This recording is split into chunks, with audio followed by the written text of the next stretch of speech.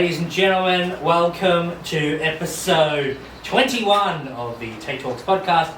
Today I am speaking to my friend Aidan Nicolson. Welcome to the show, mate. G'day, Tait. G'day, everybody. G'day to the 7 people out there listening. There'll be at least 10. No.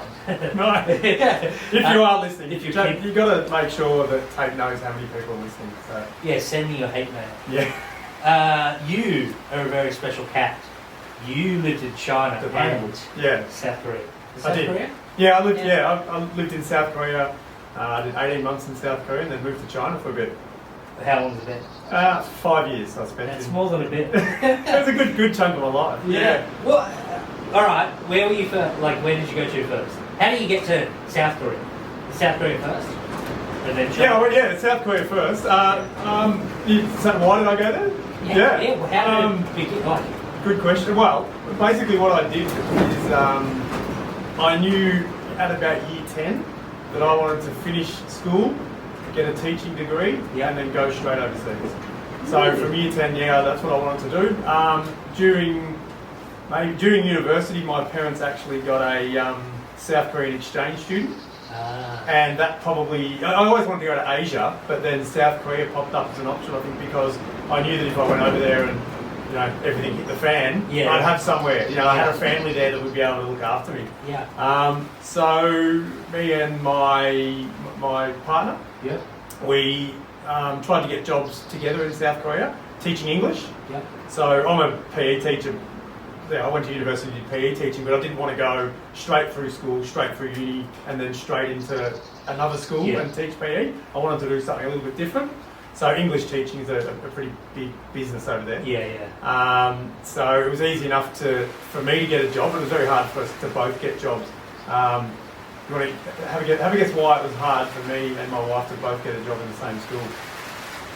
Is it racist? Not exactly. No, they do like couples because couples stick together and they generally like to stay. Aussie accent. Oh. Yeah, Aussie. They love the American accent, and they love the Canadian accent more than the American accent because the Canadian accent sounds American, but it's more neutral. Okay. There's not as many. America's got very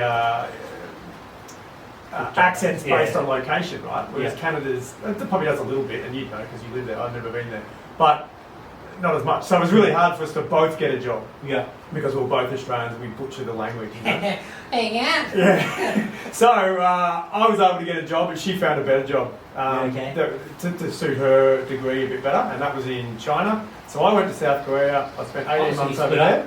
Not romantically. Geographically, yes. But it's so close. Like we're so isolated in Australia. But there, it's 2 hours. So really? Yeah. I did not know. It's either 2 or 4. I don't know. It's not far. Yeah. It's closer than Brisbane. Yeah.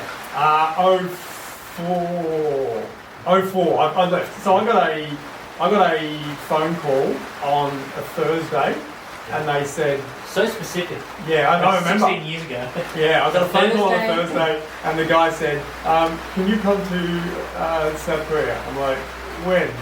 And he's like, "On the weekend." I'm like, "Yeah, what weekend?" And he's like, "This weekend. We need you now." Yeah, so someone over there at the school I worked at ran away.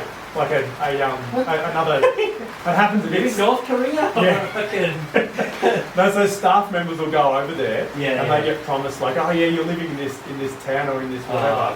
And there's other white people there, or there's other Aussies or other Americans or whatever. And there wasn't like that. But there wasn't at all. Yeah. There was me and the guy I lived with, who was an American guy. Yeah. So I said, "Look, I'd love to. It's probably a little bit soon to pack up my entire life and move to South Korea. Just give me 4 days next time." So I took a week. I flew the next Thursday. Didn't come home for 2 years. Wow. Yeah.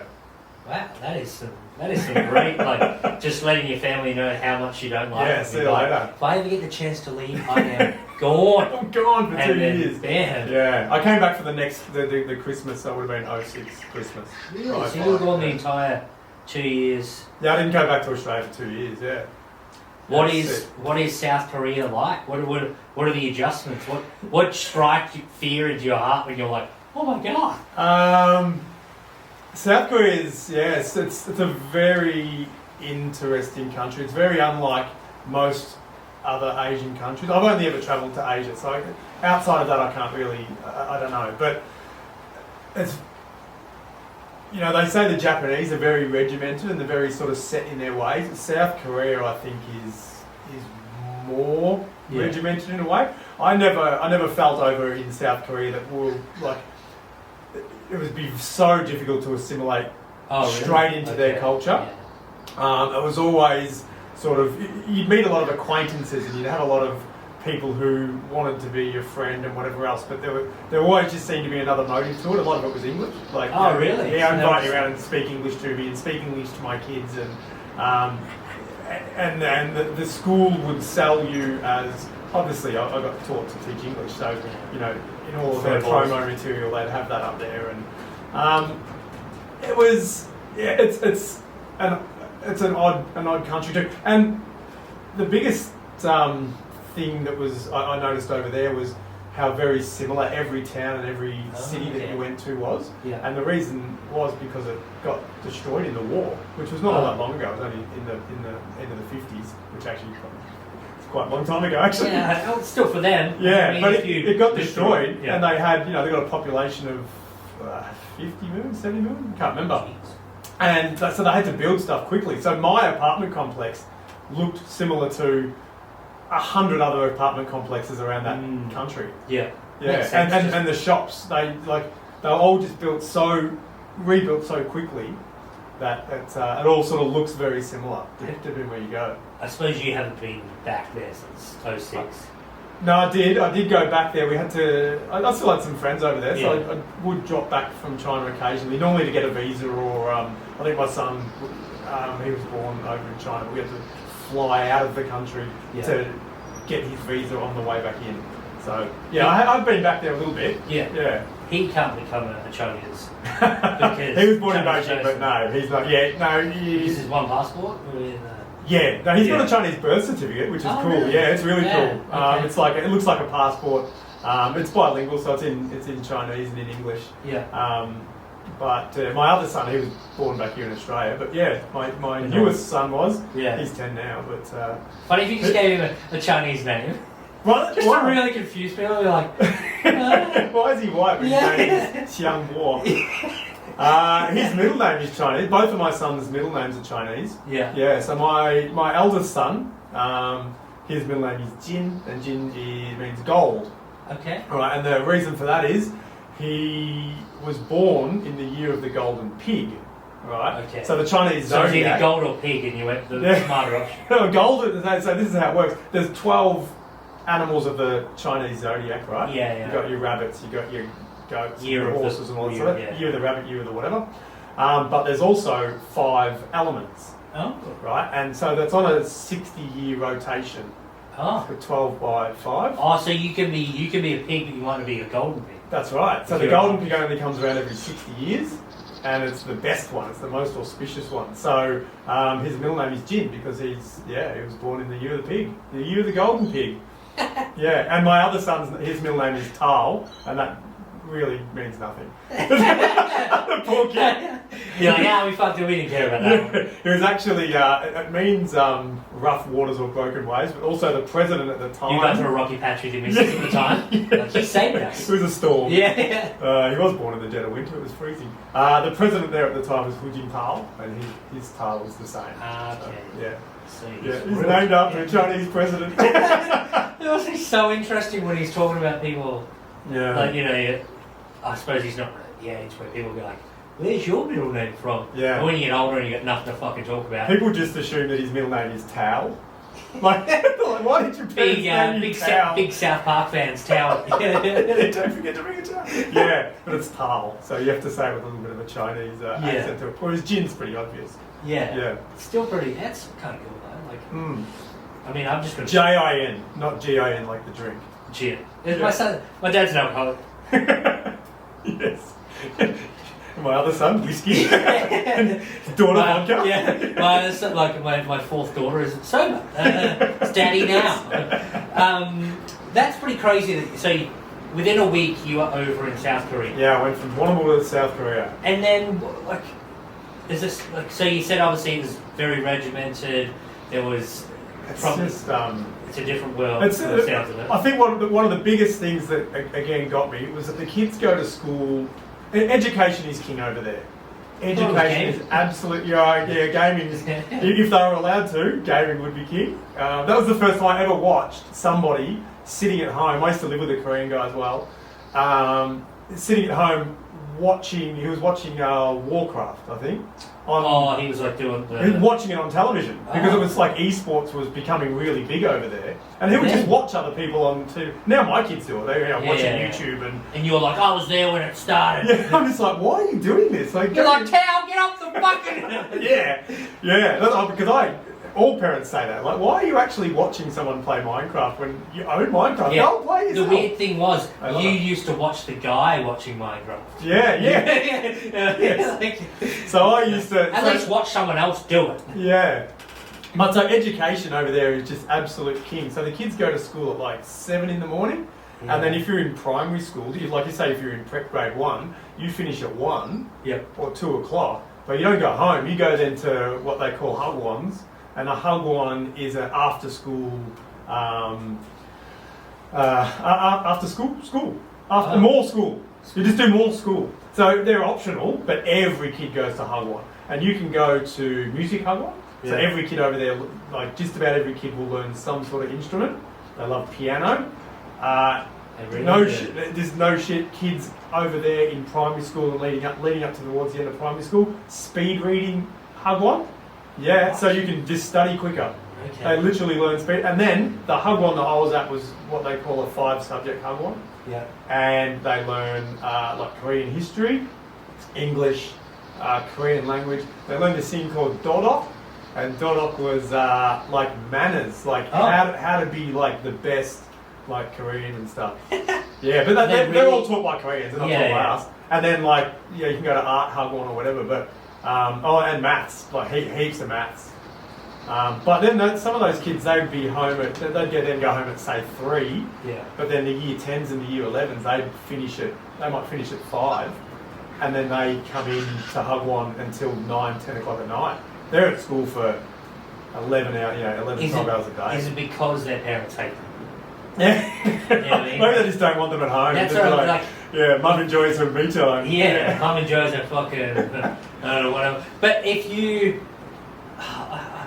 if the opportunity was there for parents here, to at least have a couple of fucking extra hours, I guarantee, I'm not even a parent, but I assume that would happen, you know what I mean? I don't even see, I don't really even remember seeing after school sport or anything like that.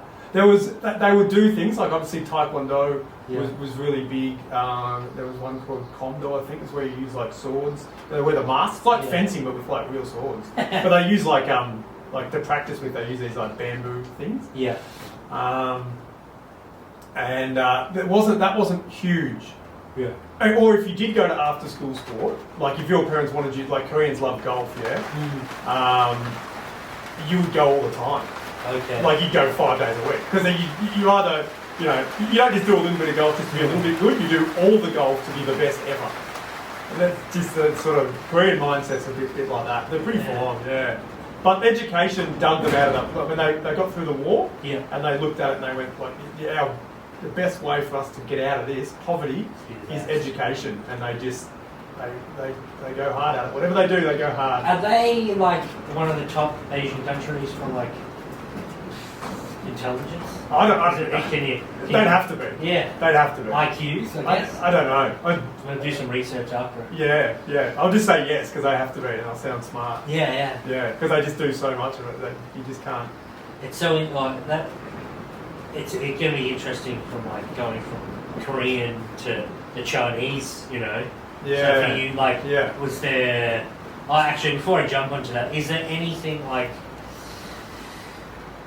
Is there any crazy stories or any experiences that you're like, wow, this is so different to, besides the study? Yeah. Is there anything, I went to, we went to a lady's house one day. I was teaching her English. We used to do little side cashy jobs. Easy to get cash on the side. Really, like just quick. Yeah. What's the money like? I reckon I was earning $500 a week. Yep. But rent was free. Okay. And stuff's pretty cheap over. Like it's not super cheap. It's not China cheap. Yeah. But you know you can live pretty cheaply. Eat, especially food. Like you can eat food pretty well. Yeah. But we went over to a lady's house one day, and she invited me and the guy I lived with, the American guy, and she started feeding us this soup, and me and my mate looked at each other and went, "What is this?" And then it was dog. Oh. Yeah. So people say like, yeah, sorry to upset the listeners. Korean people, they have a national delicacy, which I reckon, and I don't know for sure, are going to be dying down now. Yeah. Just the younger generation as they were coming up, we're not big dog fans. But yeah, they serve it up as a soup, but it's like a special thing. So they gave it to us because we were foreigners, and they wanted to, this is a special thing. It wouldn't be something you'd eat all the time. Yeah. But yeah, we did eat it. Is it tasty? I don't really remember. I got a hankering for it now. I've killed 17 dogs. An actual hot dog. Yeah. What an actual hot dog. How much dogs in this? I don't remember. I mean, it was all in a soup in a broth. So you can put whatever you want. I mean, you could cut up your thongs and stick them in there and it tastes alright. Because it's just in a salty marinated, soup. Yeah. I wouldn't like... You get a big slab of it, like a steak. Yeah. That's not how they eat it. So maybe you get a better idea of how it tasted then. But I wouldn't go out of my way to order it again, purely because it's dog. And I'm not like eat what you want for most people, but, it's just... Dogs, it's weird. Yeah. It's been like a family pet. Like, everyone's kind of had I'd put dog above cat, though. I wouldn't unknowingly eat cat. Anyway, that happened. We ate some dog there. Yeah, I didn't think that's where the story would go. No. To be honest. What do you want to say? I don't know. I didn't think it was going to lead to dog, but it kind of makes sense. Yeah. It is a delicacy, as you said. Yeah. I suppose, all right. Do you want to move to China? We can fly to China. So you got 2 years in Korea. 18 months. Yep. 18 months. Yeah, I did a 1 year contract, and then I wanted a 6-month contract because that got me lined up with the Chinese school year, which is July. September through to June. Yeah. So you shoot over there. Your partner is in China. She's already there. She's done 18 months there. Yeah. And she's like, how many fucking whatever they call a white man there. White. And so you what's your first initial thoughts of China? Is it a big change? You're like, whoa. I've been there before because I flew over there to catch up with my partner over there a few times. Yeah. So I had been there. Much more old school. So I said, South Korea seemed very fresh and very new built. China was the complete opposite. Especially I was in Beijing. Okay. So this was pre-Olympics. Yeah. So what year was this? 2006. 5. I moved there. So yeah, it was. They had been announced that they had the Olympics. It was only 3 years away, so infrastructure had started. Whereas South Korea was very clean, and the pavements all lined up, and the streets were all bigger than they needed. Yeah. Because they got to rebuild the city. Yeah. Whereas Beijing's so old. The city. So they had these pockets of new stuff, like construction everywhere, cranes everywhere, heaps and heaps of building. But then these pockets of areas they call hutongs. And the hutongs are the old style houses, those real old sort of grey brick, the ornate roof. Yeah. So they still existed throughout the city in these pockets, and unfortunately getting demolished now by the handful. I'm sure if I went back now, it would be nearly an unrecognisable city to me. Yeah. But that oldness that you sort of pick up in Chinese movies, and the Bruce Lee, that existed. In Beijing, not so much in China, in South Korea. Okay. A lot harder. There's a lot more English spoken in Korea, and actually I could read Korean text. Yeah. So the Korean text is quite alphabetical. It's quite easy to read. Yeah. Whereas the Chinese text that's a whole new ball game. Yeah. Okay. Yeah. So I could get around better in Korea than I could in China. Yeah. How long did it take you? So we'll go back to Korea for 2 seconds, just about the language and stuff. Yeah. How much of it did you actually pick up, speaking wise? Not a huge amount. I lived with a good friend of mine. She was a Korean who obviously did a lot of translating for me. Okay. And this is the first country I'd ever lived in. I found out afterwards, like when I went to China, and made a real conscious effort to learn the language, that it's quite hard. Learning a language is not easy. It's actually a method to learning it. Like, what do you really need to know, and what you know. And I could direct a taxi driver, and I could go into a shop and order some food and whatever. In Korean? In Korean, yeah. But that's real simple stuff. But I never had lessons, and I never sat down with a learn how to speak Korean book or anything like that, where I did in China. Yeah. So I had very different language experiences there. Especially you ended up being there for 5 years. Do they ever speak about North Korea, South Korea? Or is it we don't speak about those countries? They do. It's more of a don't ask. Yeah. I think they, to them, and again, this could be wrong, any Koreans watching, jump in and tell me that I'm full of crap. Yeah. I don't think we've made it to Korea yet on the 16 countries. There's Koreans in Australia, man. They're very, very proud people. Extremely proud of their history. Yep. Extremely proud of them being able to, especially fight off attacks from Japan and China constantly. And they're still their own country, and they could have easily been overrun at any time throughout their 5,000-year history, but they haven't, and they're very, very proud of their military, blah, blah, blah. But there's this one probably annoying scar on their history in that this North and South Korea is divided. And I think that deep down, they would much rather it was back to one country again. But I also think deep down they know that's very difficult to do. You can't just open the borders and go happy families, because up the top there is super impoverished. We know what North Korea is like, and we know what the difference between North and South Korea is. Surely they would hate each other. And naturally, one would be you guys are rich and well fucking red and everything like that, and then the other guys are everyone from North Korea would just come to the south. And the only way to reunite them is to maybe keep some sort of border, but put a hell of a lot more resources in the north, and then slowly maybe slowly. You don't open the border yet. You just make a heap of shit, and then one day you're like, listen, we need to put all your factories and stuff. Put your factories and stuff, and they are doing a bit of it, but. When it's run by a government North Korea. Are we in North Korea? You said we're not in South Korea. Are we podcasts go to North Korea? We're big there. Big? Actually, number one. We're actually number one in North Korea. So, we're number two, surely. Surely, no, we get that. Kim Jong-il. Dennis Rodman's number one. Yes. And I'm behind the ranks. Popping up there. Yeah. They love your beard, I reckon. That's why were we talking about... sorry. That's what I would assume, but all right. Sorry, we keep jumping back on the tube. People were probably wondering about North Korea. It's. I went there. I went to there's a place called the DMZ, the Demilitarized Zone, and so in between North and South Korea, some people might not know this. There's a 1 kilometre no-go zone, right? It's like a border.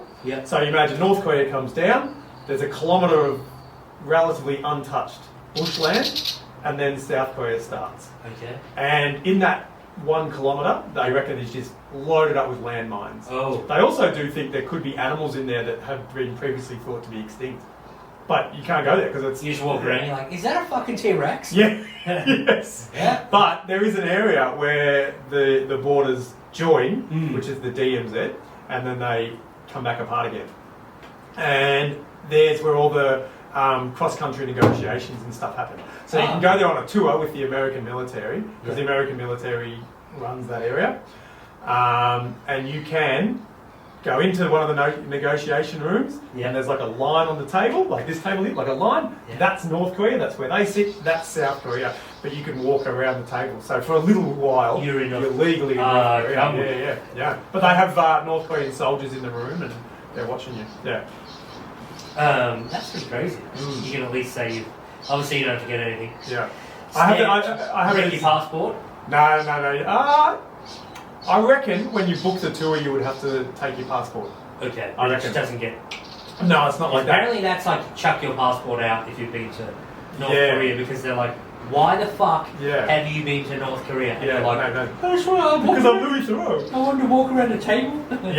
I heard it was a sweet table. Yeah. Nah, so I have a little souvenir collection where I collect a flag from every country. Yeah. But the flag has to be bought from that country that I've been to. But North Korea, I've never been able to buy a flag from North Korea. Yeah. So if any North Koreans out there, hook a brother up. Black market. No? Yeah, I want it to come from that country though. Okay. Yeah. So anyway, and then I flew to China. Yeah. Yeah. All right, we're in China. You're in China. You've reunited with your missus after 18 months. Yes.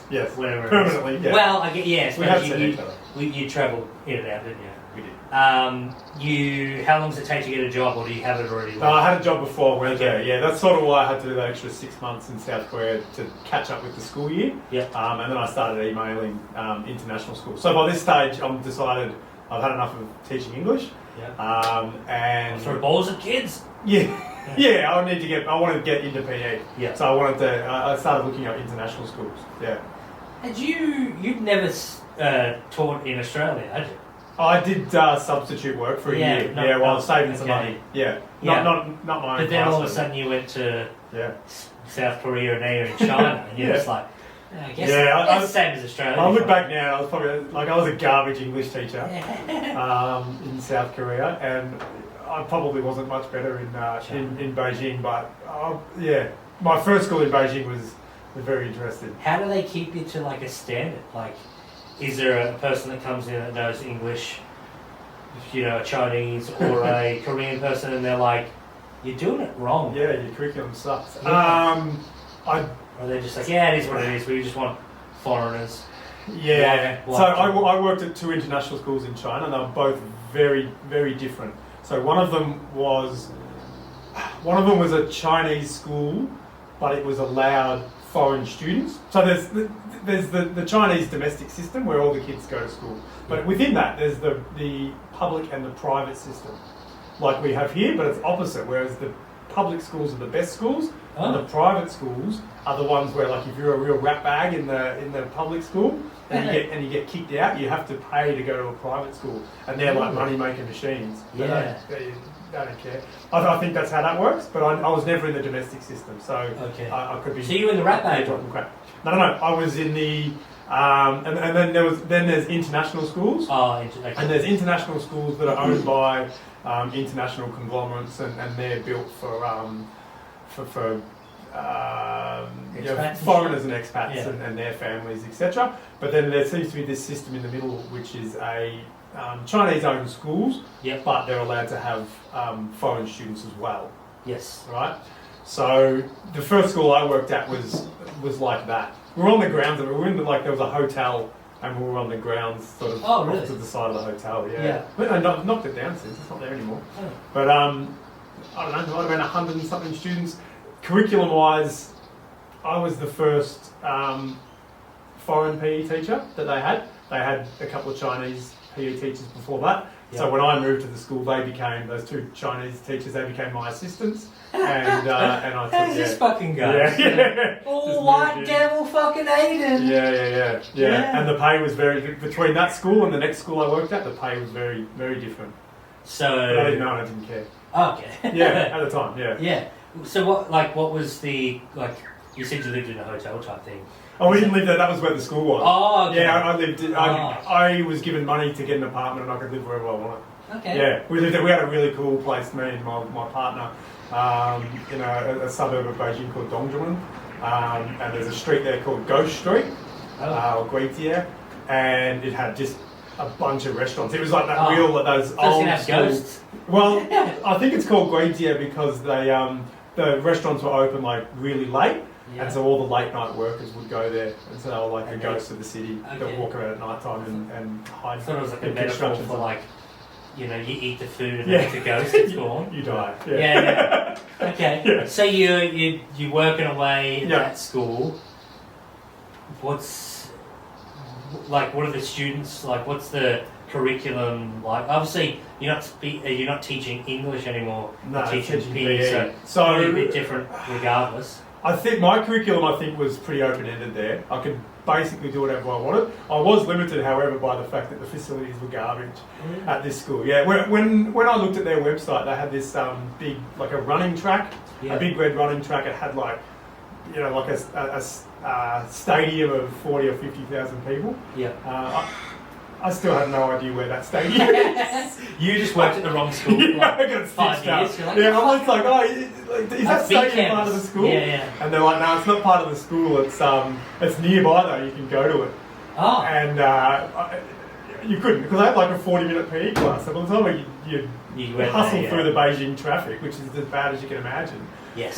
But there was a pool on site that belonged to the hotel, where we could swim there.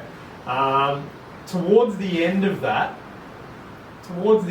we started running, I think an IB curriculum, which is the International Baccalaureate, which is internationally known education system. So okay, that was where that curriculum came from. But I don't think there was any PE mandate in there. Really? I do it all. I had two outdoor basketball courts. And you had two little minions being like, yeah. Translate this to them. Keep doing push-ups. I was hired to teach in English. Oh. So anyone that didn't speak English, you're like, get out. They went. And there wasn't a huge amount of Chinese kids there. There was a few, but not a massive amount. They were mainly foreigners. So is it just everywhere. American English? Yeah, a lot of Koreans. Yeah. A lot of Koreans. Any rich parents? There would have been. Yeah. I don't know. Not at that school. At my next school we did. Ooh, yeah, my next school that was next level again. It's unbelievable. Was that? Well, all right. Is there anything else we need to talk about for the first school? No, they knocked it down for a good reason. Okay, so it's garbage. And it's a ghost school now. No, it still exists. It's on a different campus. I'm sure it's great. Just need a running track. A great running track. I played AFL football in Beijing. We sort of got this, and it existed, and so I started catching up with some guys and whatever. And we used to train at this international school. And I met a guy there, and he's like, "Yeah, I work at the school," and I'm like, "Get me a job at this school." Oh, this really? Is sick. It was the most amazing school, and I'm like, "Get me a job at this school." And honestly, like 3 or 4 weeks later, he rings me up, and he's like, "The PE teacher here is on a 2-year contract." He's dead. But he died in a freak football accident. It's so weird. No, he was a PE teacher, and he hated it. He didn't like it. He was an English guy, and he wanted a big soccer program, and they didn't have one. Yeah. And he wanted to leave.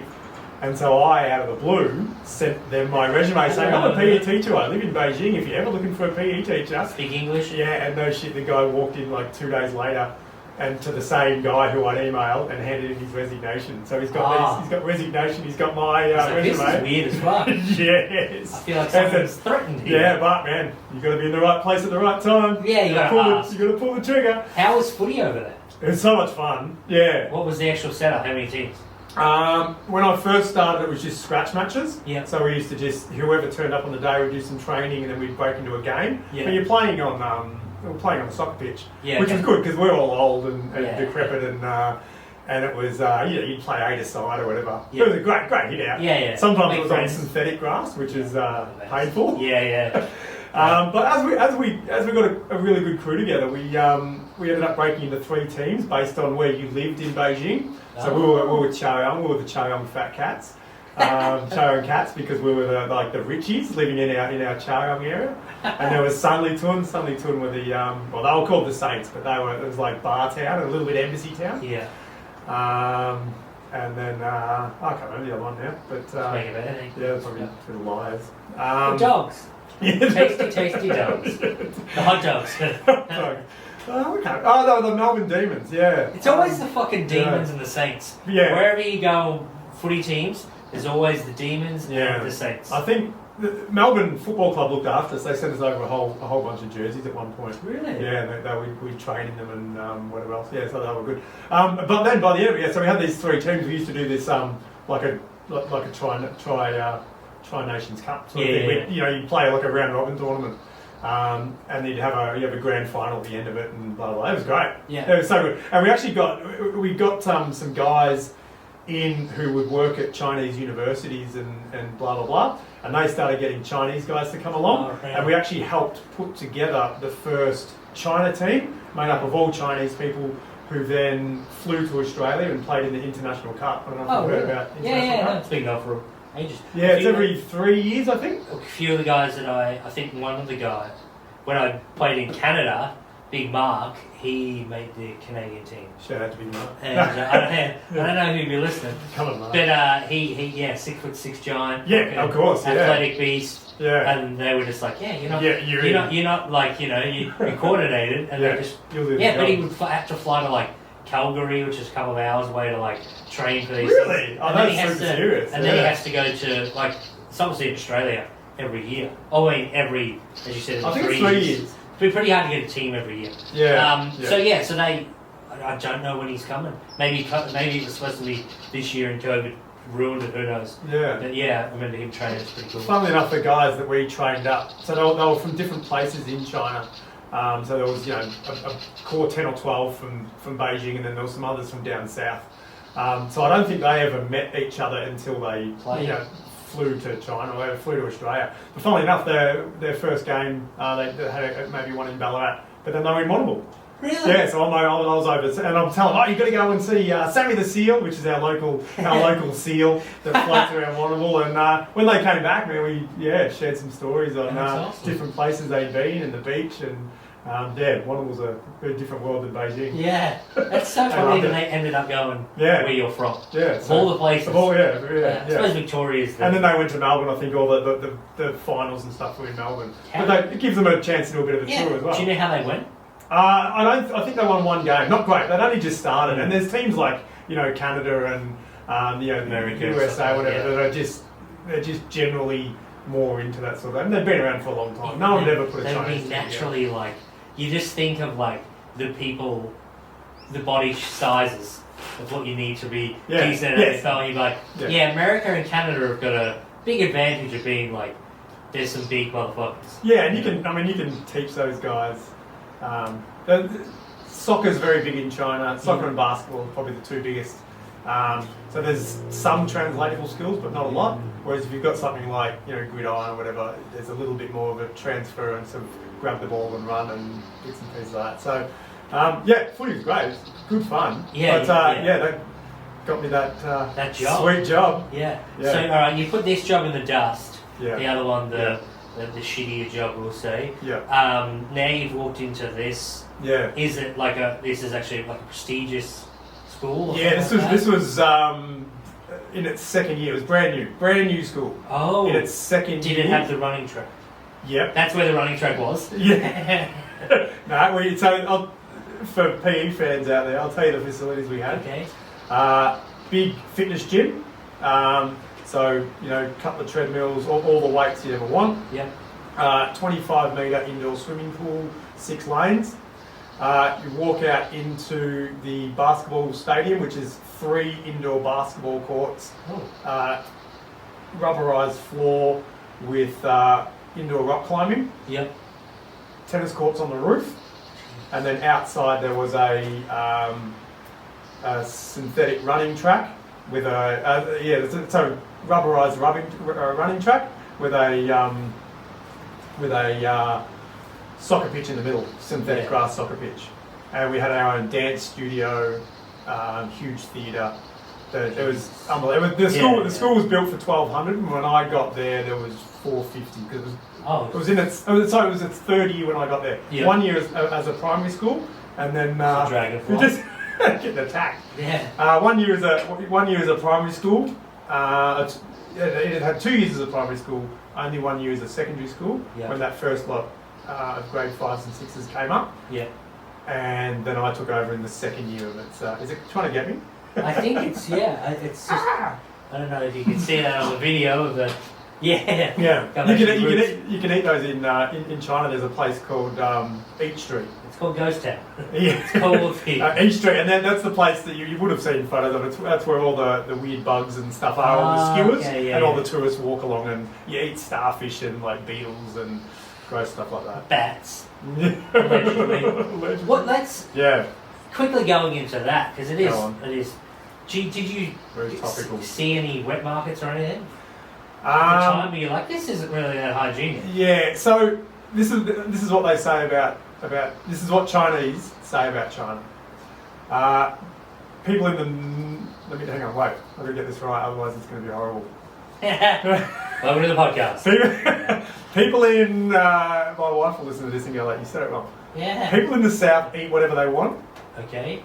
People in Beijing eat whatever they want? No. Okay. No, wait. You can't like, over both. okay, edit that. Make it sound like I really nailed this. Yeah. People in the south eat whatever they want, people in Beijing say whatever they want, and people in the north wear whatever they want. Okay. It's something like that. But the gist of the matter is, all that weird food, like, and that wet market, and having, like, you know, monkeys in a cage, and what was like a bat and like a pangolin or whatever. Yeah. That it'd have to be down south. Yeah. Unless, I mean, there's areas of Beijing I never went to, because this might surprise you, but it's quite a large city. Yes. But I don't think that would fly in Beijing. Okay. Nothing like that.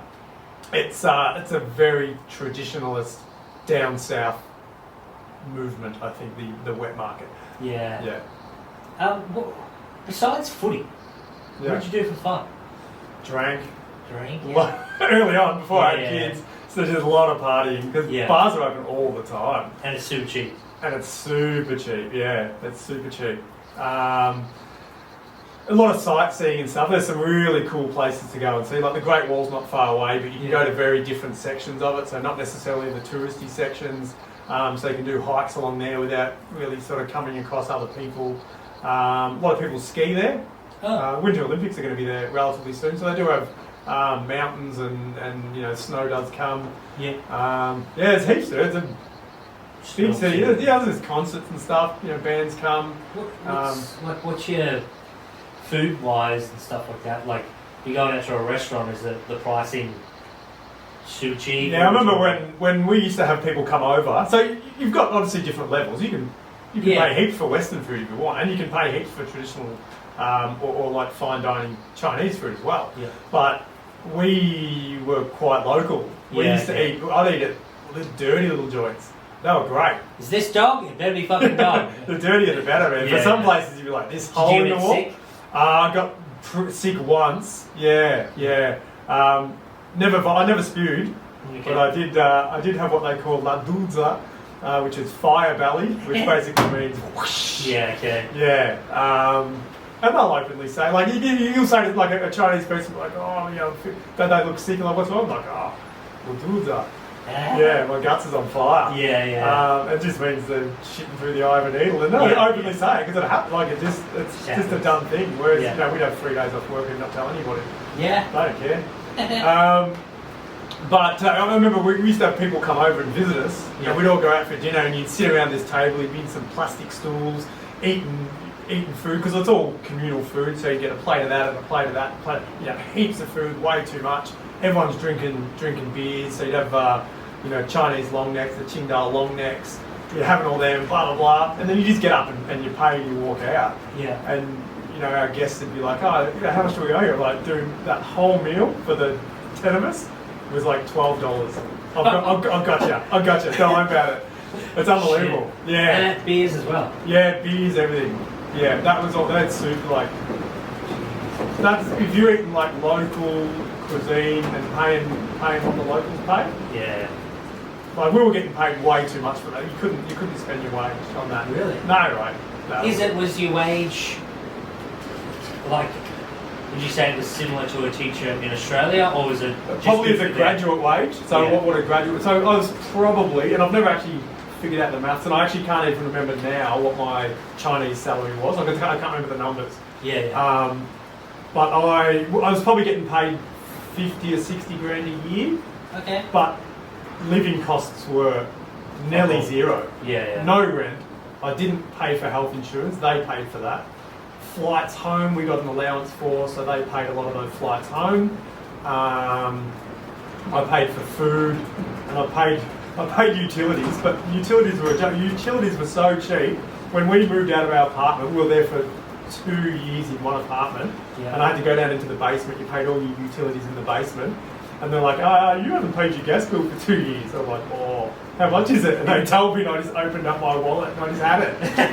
It was in like $7. Yeah, it's like $150 or something. Like, it was not like, I was just like, how do you, like, because it's all, because that's, I mean, people rip on the Chinese government, but they've got some things right. All that stuff's owned by the Chinese government, so it's all true. We privatised it, so now we pay all our money to someone else. They don't. What about the? Because it is censored and stuff like that, isn't it, China? Quite, you know. Yep. So what? Absolutely. What things did you see that you were like, wow, I can't believe we can't go on Google? Or Yep. So I could. I was very late to things like YouTube and Facebook and all those sorts of things because they would generally ban. They would come and go. Sometimes you'd jump on it and it'd be okay, and sometimes it would disappear. Google was a really interesting one. Obviously, they've got like bots and algorithms that. I'll give you an example. If you are home here and you Google Tiananmen Square, what are you going to get? That when I Google. Right, but you're going to get pictures of. The place that you said. Tiananmen Square. Yeah. Tiananmen Square's Tank Man. Okay. The man standing in front of the line of tanks, who's standing up to the government and saying this killing has to stop. What's he? That one just like thumbs up. That's what you're going to get. If I Google Tiananmen Square in China, I'm not going to get those pictures. They're all gone. I'm going to get people standing at the front, and you're going to have Mao Zedong's head in the back, and they're holding flowers, and it's all beautiful and it's roses. Yeah. And then if you keep Googling stuff, your internet will shut off for 20 minutes or something. Really? Yeah. But people, this is pre-VPN. Yeah. So people use VPNs and stuff now. They get around that sort of stuff. That absolutely happened. CNN would be on. So we'd have like our TV coming up, and CNN was one of the international channels. Yeah. The host would be talking away, blah, blah, blah, and finish that story. Meanwhile, over in Beijing, the Chinese government, black. Your screen would go black for the entirety of that particular news article, and then it'd pop back up again. So there's a man sitting there with a button, and he's like, don't like it, turn it off, takes his finger off the button, resume normal. But what do the people think that live there? Like, they're like, oh, they go over to another country, and they're just like, it's kind of weird how you get to see all this shit and it doesn't go black every once in a while. Like, do they know this? Are they sitting back? Do they just speak about it? They're all like, you're lucky you come from a country that's got fucking democracy and whatnot. Yeah, I never, it's not my thing. I don't do politics, and I want to be like, did you know there's porn on this? They'd be all over that. Yeah, it does. I saw a porn in a gas station there one day called Hot Wind. Nice. They might have been in Korea actually. Yeah. Hot Wind. I'm like, no, that doesn't translate well. Hot Wind. No, I didn't. I would never ever sit down and speak about that with Chinese people. Yeah. One, because I don't know what they know. Yeah. I don't know what they're. You're pretty much just spoiling Santa for them. Yeah. They're like, come on, Google. Do you know your Santa's a tyrant? Yeah. No.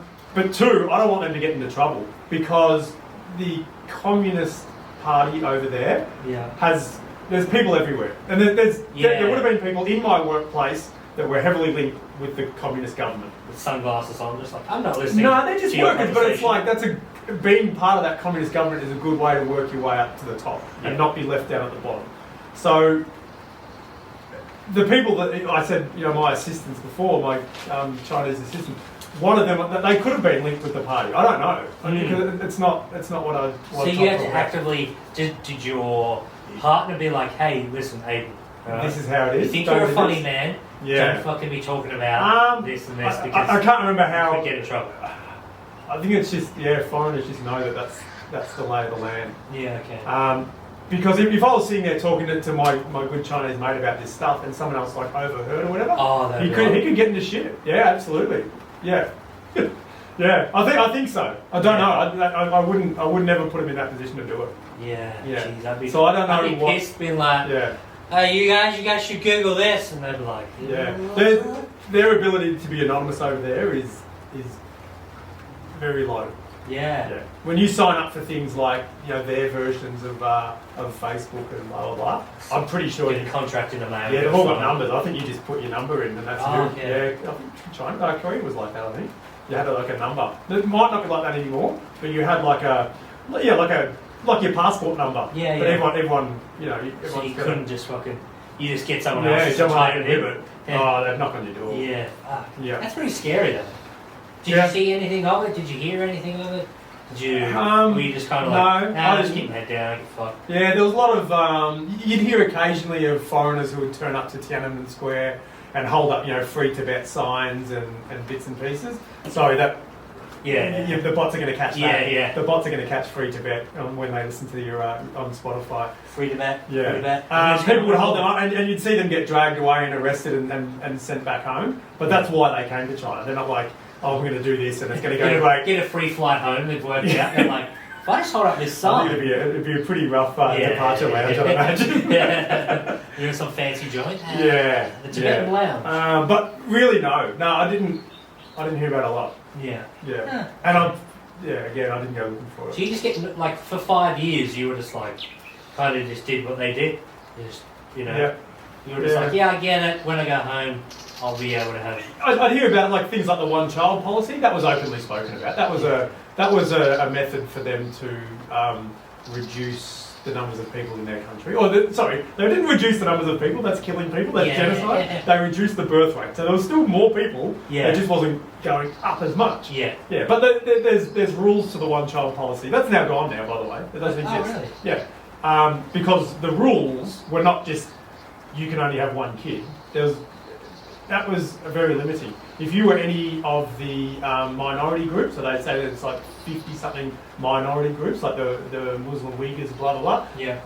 Any of those minority groups, you could have as many kids as you want. Okay. If you lived in the country, like in the rural side, you could have as many kids as you want. Because you need a farm. To a point. Yeah. Because you need it for farming and manual labour. If you were an accountant in the city, one kid. Okay, so it was rules to it. Yep. Yeah, absolutely. Yeah.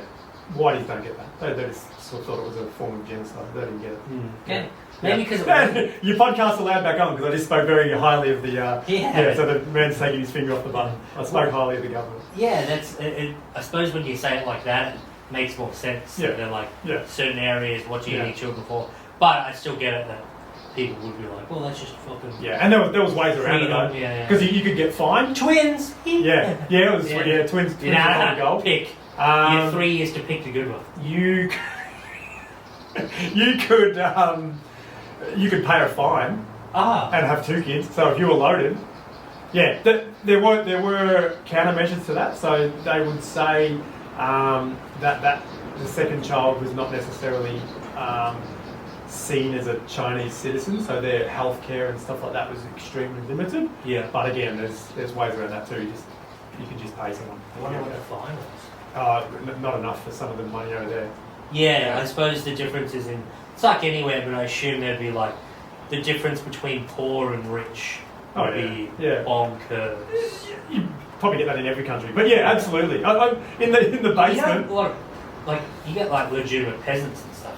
And homeless people and people with disabilities that aren't looked after necessarily by the government, so they've got to do that. In the basement of my apartment, there was a Ferrari, and I'd love to know if it's still there. It was covered about that thick in dust. The number plates were 458, so it was a 458 Ferrari Spider, I think. Flat tyres. And it's been driven there and put there, and that's as far as it's ever gone. I'm like, how rich have you got to be to have a Ferrari in the basement? There was a Lamborghini that was around the corner that some dad had obviously bought their daughter or whatever, or probably their son as well. All of the wheels and the steering wheel were covered in like fake dimenties, like little. Just sat there and like painstakingly stuck them on one by one on his Lamborghini.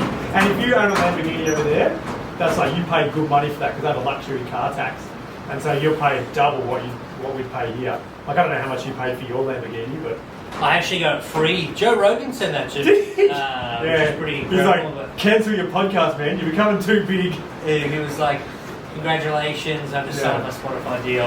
I know you'll get there one day. And I thought he might have been hush money trying to shut you down. He was to start, and then we chatted, and I was like, thanks for the car.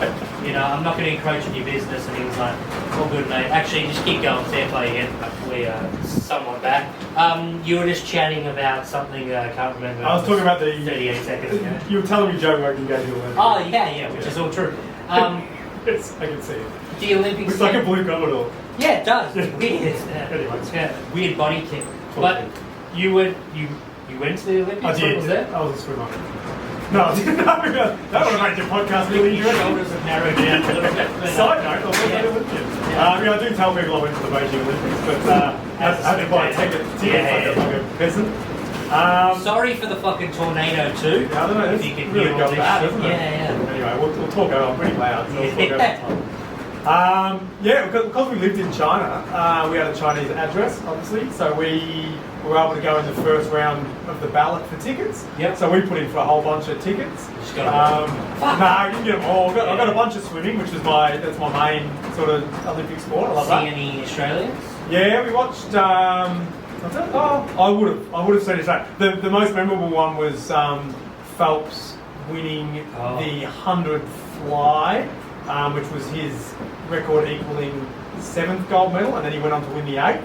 That was the one where he just he was dead for all money for the whole race. Yeah. And even at the end, there was a really close touch. Yeah. And we still all believed that he'd lost, and then it popped up that he won it. And then he just came out of the water with a bong. Yeah. Ripped it, yeah. I saw some water polo. Yeah. But I took my son to the water polo, and he was very distracted because all the Chinese people just wanted to play with the little white baby. So I can't remember who we watched. I can't remember who won. I think it was the gold medal game because I remember people jumping in the pool at the end. I can't remember. I have no idea. Wait a minute. Let's go back to this. Right, sorry. So there's a question I did have, and I forgot to say it.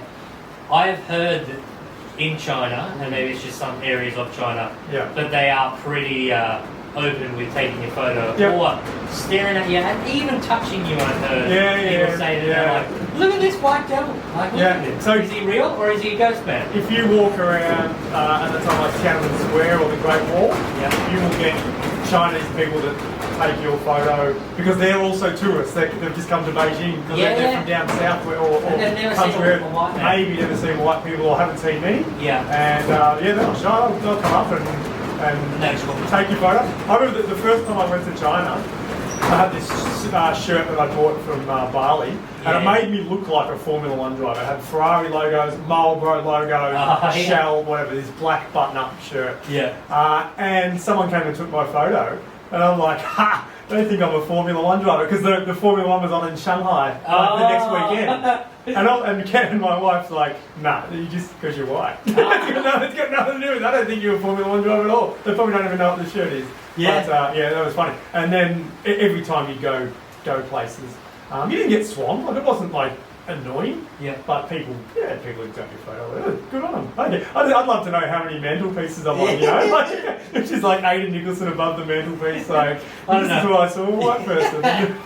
That's classic. Great. But they're great. And I think like if you've got long blonde hair and stuff like that. I've heard if you've got like a beard on you. My mate, he was in South Korea actually, and he said like it was like he was a sideshow. Yeah, they're not real big on beards over there. They were like, oh my God. Yeah. And they would like, he said like women would get the courage up to get pictures with him. Yeah. And they'd get like a couple of pictures, and then like by the third picture they were like stroking his beard and shit. And he'd be like, get the fuck out of here. He was teaching English. Yeah. But yeah, I just found that so funny that they're like, That's pretty good. Ooh. Yeah, it's good. Man. Yeah. I feel like a celebrity, you know. So when did you have your first kid? 2007. And that was, he was born in Warrnambool. In Warrnambool. Yes, the bustling metropolis. So second one. He was born in December, which was really close to my school holiday. So he was our first kid, and we didn't have at that time. No, we didn't have private health insurance. Okay, so we would have been either just paying for it ourselves or paying for a Chinese hospital. Well, the Chinese hospital wasn't going to fly with me because I need to know what's going on. Right? So 3 legs. You're like, what? We were able to fly home and have him in Warrnambool. My second kid, he didn't get the same treatment. He got. We knew when he was born that we were moving back to Australia anyway. Okay. 6 months later, so he was born in an international hospital. Yeah. Yeah. Okay. Yeah. It's pretty interesting that you had one kid was born over there, one kid's over here. Yeah. Or Jin and Tao. Yes. So we say well they're both made in China. Yeah. Angus especially we say he was made in China. Yeah. You went Olympics. You had all the people playing. Olympics are good. We got Yeah, we did. Yeah, at the water polo. We actually got tickets, last moment tickets to the opening ceremony, but the practice the night before. Oh, okay. Yeah, so we saw it all happen. It was so unbelievable. But we didn't see the lighting of the cauldron because it's a secret. Oh, so that okay. was like everyone get out. And then they didn't light it. But it was the stadiums are so good. And they just make them They build stuff. So the building over there is like the speed that they can build over there is insane. Literally insane. They built a hospital from scratch. Yep. When COVID was going nuts. Yeah, like a week. In a week, and they just put down concrete blocks instead of pouring the slabs. I was just like, what the fuck? Yeah, it's so quick. And I did read somewhere that when they were building the Beijing International Airport, so the second terminal, which is massive, like it'd be bigger than just the second terminal would be bigger than like Melbourne Airport, easy. Yeah. They built that faster than it took Heathrow to get permits to rebuild theirs. Jesus. Yeah. Faster than the paperwork. Yeah, that is crazy. The speed they can build is incredible. And sometimes you know about it because there was times where the facade of the building I used to live in used to fall off. Some of them were tiled, and you'd walk past and this massive sheet of tiles and just you die if you're underneath it. Fuck. You get what you pay for. Yeah, that's pretty fucking crazy. Yeah. Going back to the language for a second. We spoke about you could speak a bit of Korean. Yeah. What about China? No. For 5 years. Studied. So when I moved to China, I thought I'm going to actually have a crack at learning the language. Yeah. I got a feeling pretty early on that I was going to be there for a while. I'd already signed a 2-year contract with the first school, so I knew I was there at least 2 years. But then I really liked it, so I'm like, I can see myself sort of living here for a bit. Yeah. So I went out of my way to learn more Chinese. So my two assistants, if we had downtime, we'd sit in there and I'd sort of speak English to them, and they'd speak Chinese to me, and we'd sort of teach each other words. And I used to be able to get around okay, but then after a while, I found out. So I'd say get into a taxi, and there's like 4 or 5 different ways that you can ask someone what country they're from. So they might say, like, "Ni shi nan guoren," which means like, which country do you come from? But like in English, like I could say, what's your nationality? Yeah. But if you don't know the word for nationality, you don't know what he's saying unless he says, which country are you from? And then you're like, oh, now I know what he's saying. Yeah. So I found out that talking to my Chinese assistants would pigeonhole me into only learning that phrase in one particular way. Okay. So then I started studying. But it was after about 6 months, and I had a mate who he was onto his 3rd language. He grew up in Germany, so spoke German, and he was Canadian, so English. I assume he spoke pretty good French too, to be honest. Yeah. And he just picked up Chinese like that, and he was just like, boom, boom, boom, and I'm like, damn, I want to do that. I want to do that. Yeah. So I remember the day. This is a funny story. I remember the day I decided, all right, I'm going to just speak Chinese. I don't care what I sound like. Like, you could live there for 20 years, 50 years, and never sound like a Chinese person. You've met Americans living in Australia, you've met French people living in Australia. Like, how long have you been here for? Like 35 years, man. You're never going to sound like an Australian. Accents are so hard. Why would you want to? So I stopped caring about my accent, and I stopped caring about making mistakes and whatever. And I actually went out for dinner with this guy, and he said, they were talking about the Chinese zodiac. And he's like, so what star sign are you? And I'm like, and I'm a rooster. Macaque. Yeah, I'm a rooster, but I didn't know the word for rooster, but I did know the word for man, and I did know the word for chicken, right? Because I knew man just because it was like a word. And I knew the word for chicken because it's written on all the menus. So I just figured, like, sometimes you can just put words together, can't you? Like, and it's like, I get it. It's not the right word, but it makes sense. Well, sometimes it does make sense. Okay. Like, for example, like wristwatch in Chinese, 手表, means wrist clock. Oh, okay. Yeah, or hand clock. Yeah. Right? So it makes sense. You join together. In English, basketball, it makes sense, right? So I said to this guy, 我是南鸡. Nan meaning man, ji means chicken. And he sort of looked at me and he's like, that doesn't mean what you think it means. I fuck cats. I'm in a restaurant, and it turns out it means, I said to him, I was born in 1981, year of the rooster. And he said, no, that means you were born in 1981 and you're a male prostitute. That's completely fucking... a rooster. And you were like, yeah, that's what I meant. Yeah, I still don't know the word for rooster. I still don't know what it is. Any Chinese people, message me. I don't know the word. Yeah, but that was the day I was like, I'm just going to say whatever I want. And then you went away? Yeah, if you make that sort of mistake, you're never going to make a worse one, are you? True. So then I started speaking. So me and my wife were a good team because she was really good at listening to Chinese and she'd know, and I was really good at just talking, just constant flow. And I don't know if it was right, don't know if it was wrong, but I generally had my understanding. Yeah. But she would be like, no, he's asking you this. And I'm like, oh, okay. I don't know why I was just talking to her about a turtle. Yes, I am a manhole. Yes. Yeah. So the Chinese language is very, it's very similar to English in the order of subject object. Yeah.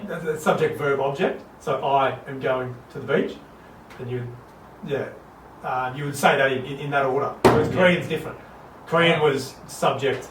Object verb, I beach go, which you can do Chinese in your head quicker because it's the same order. Yeah. So you can translate it as you're talking. So whereas Korean, Korean you couldn't. Change this up. Yeah, but reading in Chinese is like a 5.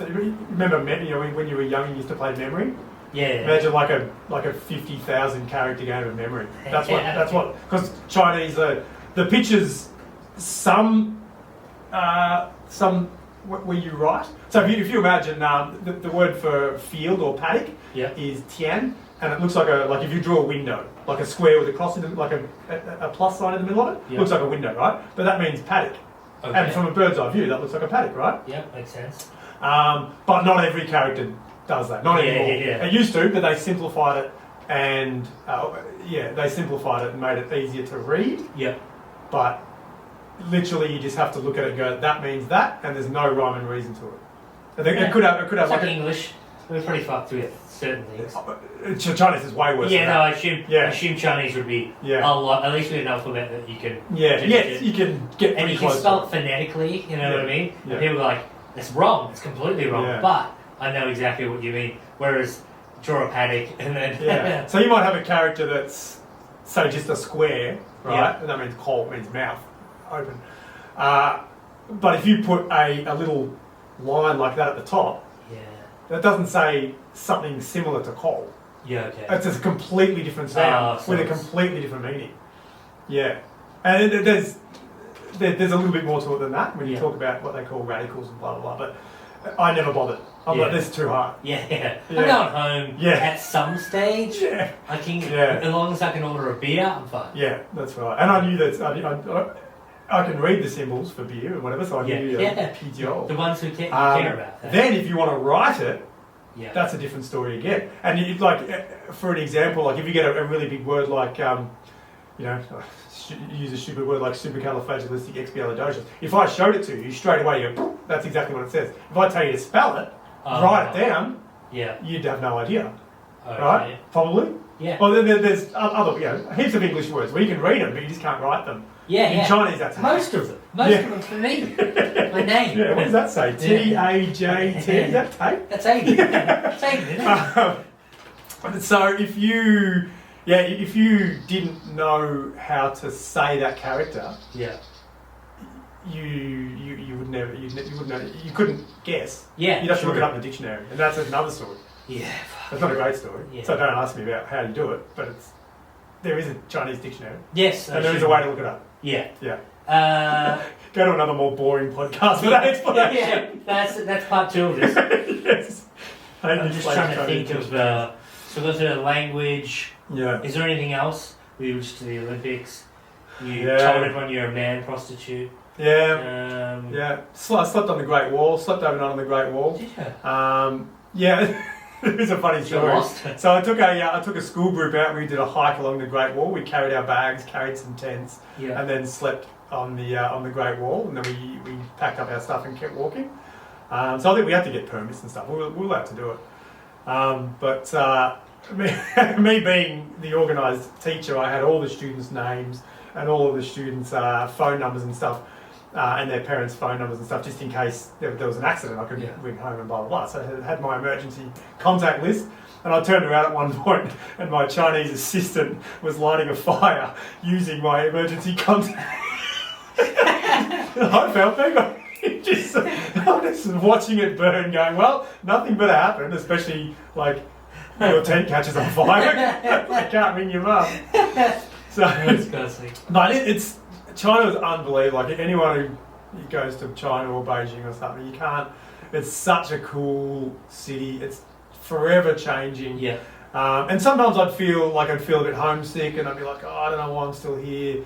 You know, I should just go home. Blah blah blah. And all it would take is just to go outside and just start walking down the street, and just the things you would see that were just so different to Australia, and so interesting, or so old, or just so, it's just so different. And then you start smiling, and the clouds would lift, and you'd be like, "Oh, this is why I'm here. Yeah. This is unreal." Yeah.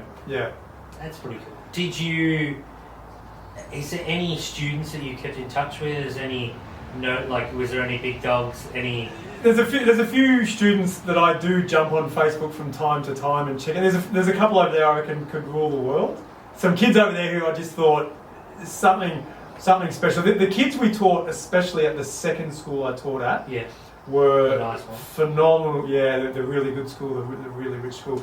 They were some big shows. I taught the president of Mongolia. His son used to go to our school. So at the time, he was the prime minister or president, whatever they have. President, I think, of Mongolia.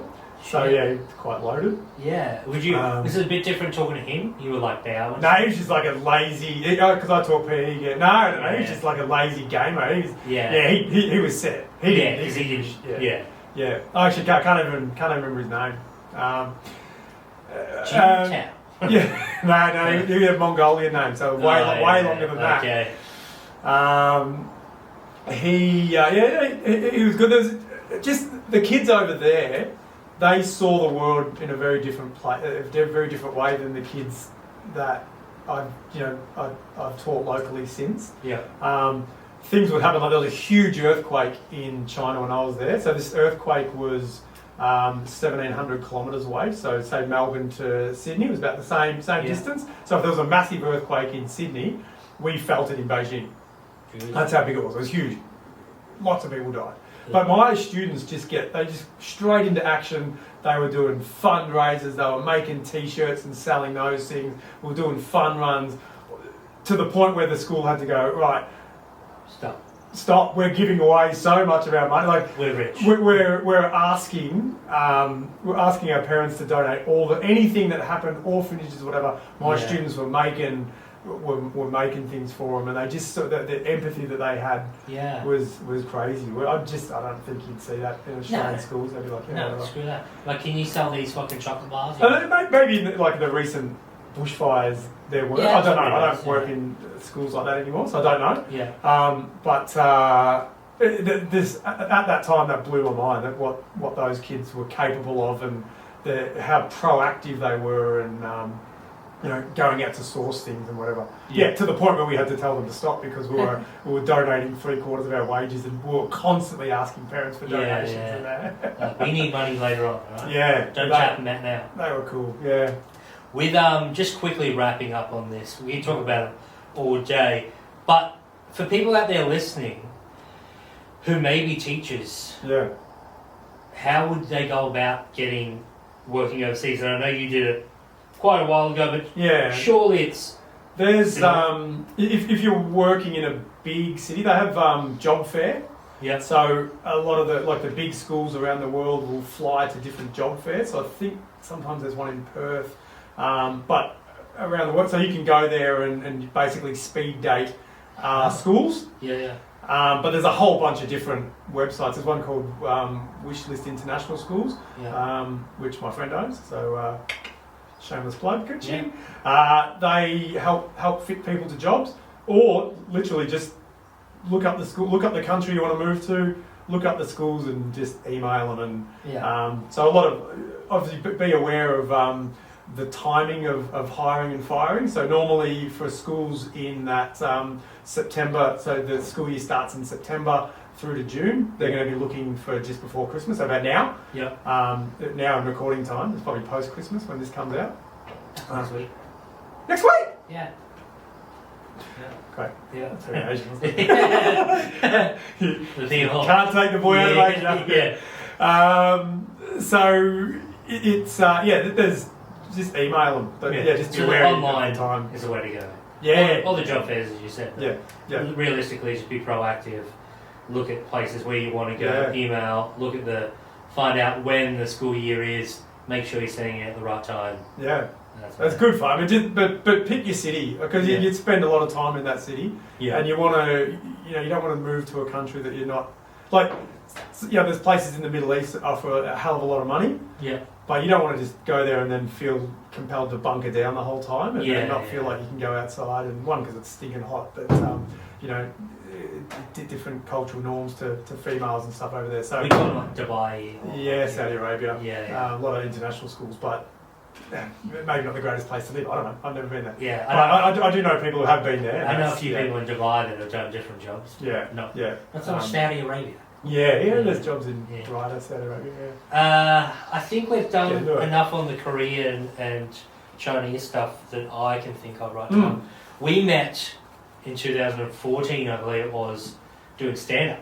Yeah, quite possibly. Raw, you got through that, I think it was your second gig, my first, GPAC in July. Possibly, Since then, you've started up a pretty decent... Actually, it's very decent comedy room in Warrnambool. Dirty Angel Comedy down in Warrnambool. Yeah, I'd definitely give that a plug. Cancelled. Yeah, like everything, not just because it was going down the gurgler, pure because of fucking Corona. But how come you got into stand-up? Was it something you're going to do in China? Yeah. Was it something you fell in love with, wanted to do it forever? What's that? Yeah, probably. So when I was in about year 9, year 10, I started thinking, geez, I wouldn't mind having a crack at stand-up. Dave Hughes is from Warrnambool, and he bought out his first CD sort of when I was in year 11 or 12 or something, and I used to listen to that a whole bunch. It was so funny, but it showed me that a guy from Warrnambool could make it big in the comedy scene. And then after that, Tom Ballard, Alex Dyson on the radio, obviously Ballard, and then Dyson doing Triple J in the mornings. And so there's been a few other people come out of there, but there was no scene then. And like, you think back to, so that would have been mid-90s, late 90s. Yeah. How would you get a gig at a Melbourne comedy? Like, the only comedy scene was Melbourne. Yes. How would you get a gig if you were in year 10 and you lived in Warrnambool? No internet. The internet didn't exist. Yeah, I don't know. Will you write a letter and hope that they reply? Like, you would need someone in your family, friend. You would need to have an in. Yeah. You couldn't just get into it's basically impossible. Yeah, true. Basically impossible. And so I actually had this Word document, and I used to write stuff in this Word document, and as I travelled around different countries and whatever else, that Word document used to come with me in my emails, and I would be constantly adding to it. So I probably started that, and it was probably 10 to 12 years later that I actually did stand up. And I remember living in China, and I thought, I can't do it here. One, there was no scene. Yep. There is now. I've learned a Beijing comedy scene, but there was no scene when I was there. And I was probably a little bit worried that the English language would be make it a little bit hard. Yeah. So I said to myself, when I get back to an English-speaking country, or when I get back to Australia, I have to do comedy. Tick that off my list and give it a crack. So I did. And then raw comedy was great for that, because basically they can't say no. Yeah. And you know that on Saturday night, you're going to have 260 people at the GPAC, which is ridiculous for someone's first gig ever. Gives you a bit of a false sense of, that is comedy, I've nailed it. I'm kind of the best. Yeah, I'm a pretty big deal. Yeah. Because they laugh at anything. Good crowd. The raw crowds are great. They're the best crowd. They are the best. Yeah. I've said it before, raw comedy, if you give me up, don't think you're going to win, but go in there just to test the waters, and you'll have a great gig. It's so much fun. Yeah. So much fun. It's pretty hard to do bad, to be honest. I've seen some pretty bad ones. I don't think I have. I don't think I've seen bad ones. I've only done it twice. I've seen a couple of shockers. Yeah. But then I wanted to keep doing it. Yeah. I'd scratched the itch, but it was still bleeding, so I was keen to go again. And I thought, well, I'm not going to drive down to Melbourne. Look, I had a house and kids and a job, and I wasn't going to be driving down to Melbourne 2 or 3 months a week. Yeah, Talmadge in. Yeah. I wasn't going to be driving down to Melbourne to do open mic spots for 5 minutes at some cafe with no 7-hour round trip. So I opened up my own comedy room. Yeah. And it had never existed in Warrnambool before. It was actually, to be honest, when I opened up Dirty Angel Comedy in Warrnambool, it was the only comedy room. I think Bendigo didn't come around until a year or so later. Yep. Outside of Melbourne, that was it. Geelong did not have a scene. Ballarat did not have a scene. Geelong still doesn't have a scene. Up, down, it comes and goes. Down, which is crazy for a town, a city of its size. Yeah, I mean, you just got to find the right person to do it. But I wanted a stage, and I wanted to get comedy down to Warrnambool. Yeah, the Mozart Hall down there is cool. It's a real dusty old theatre. Small acoustics are perfect. Yeah, it's like an old, like an ornate stage with an old curtain, and it's a ripper. I'm not leaving that venue anytime soon. Yeah, it's unreal. But we get some good names coming down. Fiona, we had this is probably out of the box, but Fiona O'Loughlin we had just before shutdown. Yeah. We had another. She's probably the biggest name we've ever had. Yeah. But having her on in my little dusty theatre at Dirty Angel Comedy is pretty sick. Yeah. And the good thing is you've given so many people one for the community just to watch stand up and enjoy it. You've given them is it the last Sunday of every month? What's the? No, I can never commit to those sort of things. We run them monthly. Yeah. But generally, it's whenever I want. Whenever I can get, I've got things to do. Sunday. I'm a busy man, but they're always Sunday afternoons, at like 5 o'clock. Sunday, people come down, have a couple of afternoon beers, and then they go home. Mm-hmm. So no one gets completely wrapped. So I don't have any real problems with hecklers and people being gooses. They come and they go. I run the bar, so I sell the beers. Yeah. Legally, by the way, I've got a liquor license. So it's in China, that's right. It's a Chinese one. So they're really cool, and the best thing about my room, I think, is that people come to my room to watch comedy. They drive there, they park there, and they walk because it's near the town, but it's not like people aren't walking past and going like, "Oh, comedy's sick." People buy tickets online and they come and so everyone is there to watch comedy. Yeah. Whereas I've been to gigs before where not everyone's there to watch comedy. In a cafe, whatever it is. And you're springing on them and they hate it. Yes. And the crowd hates it. And I don't have that problem. So I'm very spoiled. Yes, you. Yeah. And it's great. It's always good. I don't think I've been to any that are, I can't. And the Bushfire Appeal one was awesome. Yeah, that was sick. We sold out so we can fit 100 in there. Yeah. And I think that night we called sell out at 90. Yeah. And just opened up a whole other show. So we went back to back. Yeah, it's like being a professional. I think we had an hour off in between and then just ate some pizzas and we just did the whole show again. It was sick. Yeah.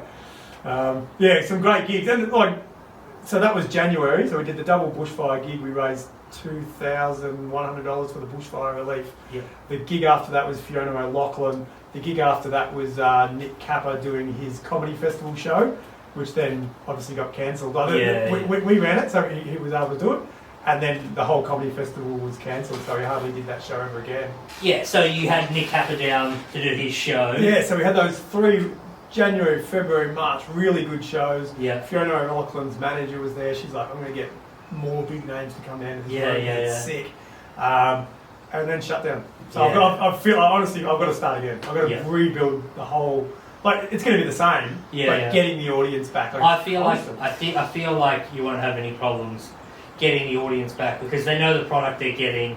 They've been there, and I just feel like people are going to be so keen to do shit. Yeah. Yeah, they're going to be like, yes, let's go out and see some fucking comedy. Let's see what these guys are doing. Hopefully. And I don't think you'll have any problems at all because, you're always getting decent numbers.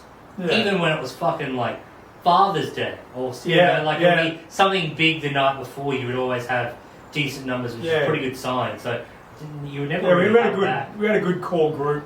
As soon as tickets open, there's that core. Yeah. There's that core 10 or 15 that bang, bang, bang, bang, and they book the tickets for their mates, and they know that people bring platters and stuff, like salamis and cheeses, and it's great if you're halfway through a joke and you forget where you are, you just wander down and grab a cracker and a bit of cheese and give yourself some thinking time. It is such a unique room.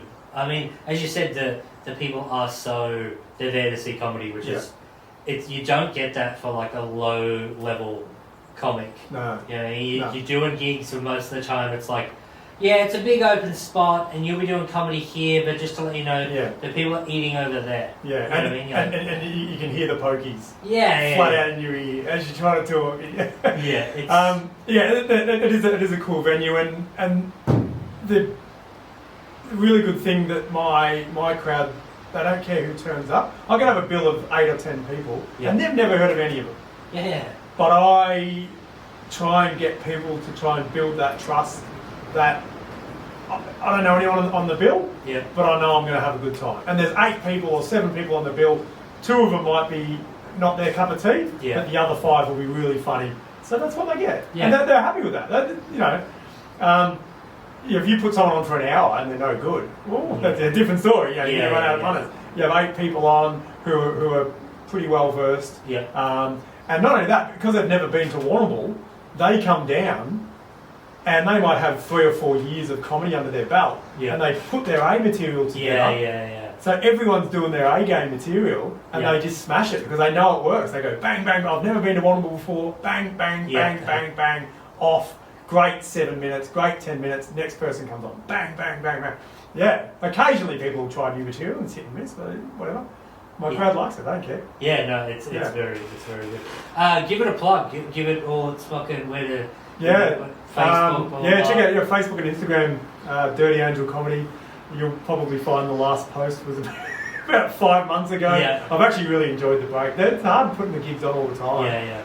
Especially with work and kids and stuff. But jump onto Dirty Angel Comedy. It's I don't flood it with other than selling shows. I don't flood it with garbage, but that's pretty cool. It's mainly Chinese writing, so it's all Chinese. And then my own socials are Aidan Nicolson, MC, comedian. Yeah, you do MC check those stuff. out. I do it. I'm trying to sort of build up the amount of MC work I do. So I've done some really cool MC gigs. Met some cool people doing that way. Music and festivals, sportsman's nights. So doing Q&A with people. Did one with Dylan Alcott. He's a legend. You should get him on your podcast. He'd love it. I mean, with a Ferrari, get your way up. Joe Rogan. Sure, I'll get him on. Instead of a Lamborghini. MCs, they're fun gigs. Again, all cancelled. Every gig I had cancelled this year. Everyone I had lined up this year, go on. At least you're making money from somewhere else. I did one virtual. It was a virtual one. Was good. Oh, really? Pre-recorded though, so it was easy. I could get the jokes, bang, bang, bang. Made me look super professional. It was fun. I think I like talking, Tait. That's the basically. I know. I'm trying to cut him off and wrap up. I'm like, let's do it now. Don't you have to go back to Warrnambool? I think we're done. It's episode 21. Aidan Nicolson. As I said, check him out on the socials. Aidan Nicolson, MC. Is it comedian MC? Just start googling. And Dirty Angel Comedy. If you are in the Warrnambool area or surrounding areas, it is a great night. Like it is, it is a really, really solid comedy night. It's probably one of the best I performed at because the audience is there pure juicy comedy, which you don't get. So if you're an audience member, you can really enjoy it. There are vastly different acts as well. You're going to get smutty people like me. You're going to get fucking intellectuals like yourself. Blah blah blah. Thank you so much. Check out Tait and Cody's Guide to Life. That is now out. It's every Thursday. That is a bit more, I don't know what the right word to say, smut. It's just pure smut and stories. Don't listen to it in the car with the kids. Huh? Or do it. Make them realise that life's a lot fucking harder than it is. Thank you for coming on the show. Pleasure. Enjoy your drive all the way back to fucking Warrnambool. Thank you for listening, guys. We'll be back next week with, I have no fucking clue, but thank you. Cheers, bye.